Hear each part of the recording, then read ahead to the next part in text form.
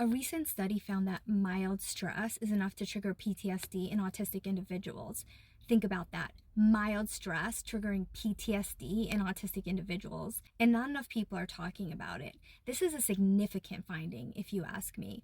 So let's talk about it. The journal article stated that a single mild stress can form a traumatic memory for autistic people. What I want to talk about is what mild stress means, because I think this is actually one of the most misunderstood aspects of autism. As an autistic person, when something triggers my autistic brain, it never feels mild. In fact, it usually feels like more of an attack, triggering massive anxiety. As an example, if I order coffee and when I get it, there's something about it that's not quite right, maybe it's not hot enough or they didn't fill it up all the way, most people would probably find it slightly annoying but shrug it off and move on with their day.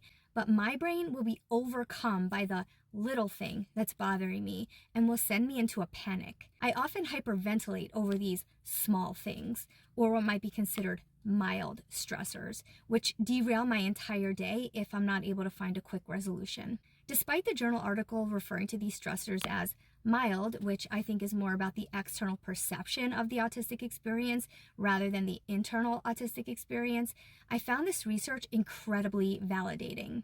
What it tells me is that when my brain is triggered by these little inconsequential things, like when I have a meltdown over haircuts that don't turn out right, my brain is actually forming a traumatic memory, which is why I now cut my own hair badly rather than risking experiencing the same trauma again. I'm not even kidding about this.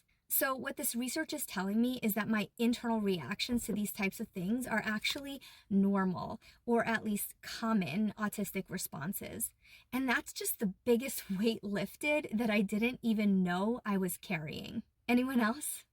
Before I end this video, I do want to add a few points that I think are worth noting. The study was done using mice because the researchers used something called a contextual fear conditioning test, along with a type of restraint stress to create PTSD-like reactions, which would be unethical to perform on humans. Of course, mice aren't people, but scientists use them because their brains have many similarities to human brains at a genetic level. Since this type of research can't be conducted on humans, even though it's obviously not going to translate 100% to the human experience, I do think these results offer incredibly valuable insight into the way autistic people respond to mild stressors.